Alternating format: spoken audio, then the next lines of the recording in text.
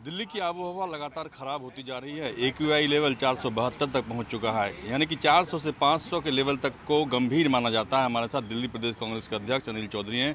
जिस तरीके से दिल्ली के प्राइमरी स्कूल को बंद करना पड़ रहा है, आपको कैसे देखते हैं इसे?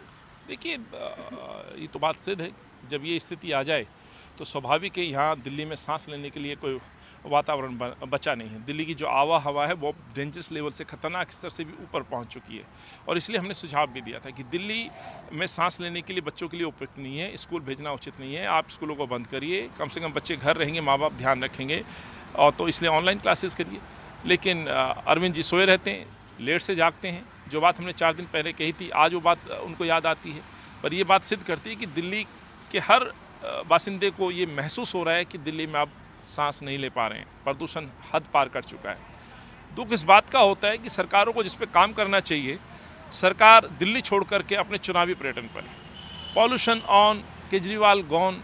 मुझे ये कहते हुए रत्ती भर भी संदेह नहीं है कि अरविंद को कोई चिंता ही नहीं है दिल्ली की। इसलिए आज विश्व में आप देखिए, जब सबसे प्रदूषित शहर का जिक्र करते हैं तो दिल्ली शहर पहले पायदान पे नज़र आ रहा है, और लगातार ये पहला नंबर बना हुआ है। तो इसके लिए दोषी कौन? अरविंद कहते थे कि मैं विश्व का सबसे सुंदर शहर बनाऊंगा, कई सिंगापुर, लंदन, पेरिस बनाऊंगा। ये दिल्ली है क्या? ये शहर जिसको पहचान दी कांग्रेस ने, शीला जी ने 15 साल ये शहर हमने बनाया था, इतने 8 साल में इस शहर को बिगाड़ दिया। इसके लिए सीधे तौर पे दोषी हैं, सीधे तौर पे फेलियर हैं भाजपा और केजरीवाल। इसलिए मैं तो कहता हूं कि अरविंद, यदि आपको दिल्ली से प्यार मोहब्बत नहीं है, दिल्ली के लिए कोई प्लान नहीं है, तो आप इस्तीफा दें। इससे पहले हमने देखा कि पंजाब में पराली जलाने को लेकर अरविंद केजरीवाल बड़ा मुद्दा बनाते थे, लेकिन अब उनकी सरकार खुद की पंजाब में है। और आज भगवंत मान और उनकी प्रेस कॉन्फ्रेंस में भगवंत मान ने कहा कि नई सरकार है, अगली बार से हम इंतजाम करेंगे। जो मैंने सुना और जाना कि अरविंद के पास अब कोई बहाना नहीं था। जिस तरह से प्रदूषण का स्तर लगातार बढ़ रहा है, वैसे ही मुझे लगता है अरविंद का भी यूटर्न लेने का स्तर बार बार बढ़ रहा है। अब उनके पास कोई मौका ही नहीं था, इसलिए कम से कम उन्होंने स्वीकार किया। लेकिन जो बात जोड़ी है 6 महीने वाली, तो दिल्ली के संदर्भ में तो ये बात लागू नहीं होती। दिल्ली में 8 साल हो गए, 8 साल से आप करके आ रहे हो, हर साल एक नया बहाना, हर साल एक नई कहानी। आप जब पंजाब में नहीं थे तो पंजाब के किसान आपके लिए दुश्मन दिखते थे। आज जब पंजाब में जीत गए तो दिल्ली में कहते थे कि हम घोल बना रहे हैं, पराली घोल हम बना रहे हैं, पराली पे डालेंगे, जलाने की जरूरत नहीं पड़ेगी। 78 लाख रुपए का घोल, करोड़ों रुपए का ऐड, ये क्या दर्शाता है? हर चीज़ में भ्रष्टाचार। अंत में ये कहना चाहता हूँ, इस शहर को जो 15 साल कांग्रेस और शीला जी ने जो बनाया था, जो दिल्ली कांग्रेस की थी, उस शहर को धीरे धीरे इन्होंने बिगाड़ दिया। अरविंद के पास केवल भाषणों में प्लान है, एग्जीक्यूट करने के लिए, इस शहर को बचाने के लिए ना कोई रणनीति है, ना कोई प्लान है। उसी का नतीजा कि आज ये आबो हवा आप देख सकते हैं, क्या टाइम हो रहा है, अभी भी कोई सांस नहीं ले सकता। तो सीधे तौर पर अरविंद केजरीवाल भाजपा के सहयोग के साथ इस शहर को बिगाड़ने में जो भूमिका अदा कर रहे हैं, उसके लिए उनको गद्दी छोड़नी चाहिए। दिल्ली के LG की चिट्ठी जो उन्होंने पंजाब के मुख्यमंत्री को लिखी है और कहा है कि गैस चैम्बर बन गई है दिल्ली, इसे आप कैसे देखते हैं? सर, दोषी कौन? बात तो ये है, 8 साल का एक लंबा समय। देखिए, एक दिन में ये चैम्बर नहीं बनी। हमें समझना पड़ेगा, 2013 से हम कांग्रेस यहाँ से हटी है।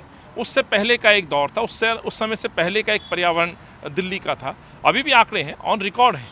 उस समय जब प्रदूषण को लेकर के यदि जरा सी कोई कमेंट भी कोर्ट से आता था तो शीला जी और कांग्रेस की सरकार सचेत हो जाती थी। कांग्रेस और शीला जी इस कांग्रेस दिल्ली को परिवार मानती थी। उस समय योजनाओं पे काम होता था, केवल भाषण नहीं होते थे। और मैं गर्व से कहता हूँ, हमारी पार्टी ने कई बड़े फैसले लिए थे। डीजल की जो गाड़ियाँ थी, खासतौर से जो सरकारी व्हीकल्स थे, उनको हटाया गया। जो ऑटो थे, टैक्सीज थी, उनको CNG में कन्वर्ट किया गया। ये वही शहर है जिसमें मिट्टी के तेल, जिसको केरोसिन मुक्त का नारा दिया था दिल्ली को, वो यहाँ से हटाया गया। और जहाँ हम ट्रांसपोर्टेशन पे काम कर रहे थे, वहाँ इंफ्रास्ट्रक्चर पे भी काम कर रहे थे। अच्छी सड़कें बन रही थी, चौड़ी सड़कें बन रही थी, फ्लाईओवर्स बन रहे थे कि ट्रैफिक जाम ना हो। ट्रैफिक जाम होता है, धुआं उड़ता है, ईंधन वेस्ट होता है। तो ऐसी योजनाओं पे आगे शहर बढ़ रहा था। अब पब्लिक ट्रांसपोर्ट के लिए भी मेट्रो पे जिस तरह से काम और तेजी दिखाई गई, मैं सैल्यूट करता हूँ, नमन करता हूँ शीला जी को और कांग्रेस के उन नेताओं को जिन्होंने शहर को बनाया। मेट्रो फेज़ 1, फेज़ 2 उदाहरण है इस बात का कि उसमें रत्ती भर कमी नहीं आने दी। और आज यदि ये मेट्रो नहीं होती तो शायद अंदाजा लगाइए और दिल्ली के अंदर चलने में क्या स्थिति पैदा होती। तो ये बात मैं इसलिए शेयर कर रहा हूँ, एक तरफ कांग्रेस का मॉडल था जिसपे निरंतर काम होता था, और एक 8 साल अरविंद का मॉडल है जो केवल बयानबाजी, भाषण, आरोप प्रत्यारोप, ये पॉलिटिक्स हो गई है। इस पॉलिटिक्स की भेंट दिल्ली को चढ़ा दिया और आज दिल्ली पूरी तरह से प्रदूषित है। धन्यवाद। हमसे बातचीत कैमरा पर्सन उमेश सिंह के साथ रमन कुमार, दिल्ली न्यूज़ 24। नमस्कार, मैं हूं मानक गुप्ता।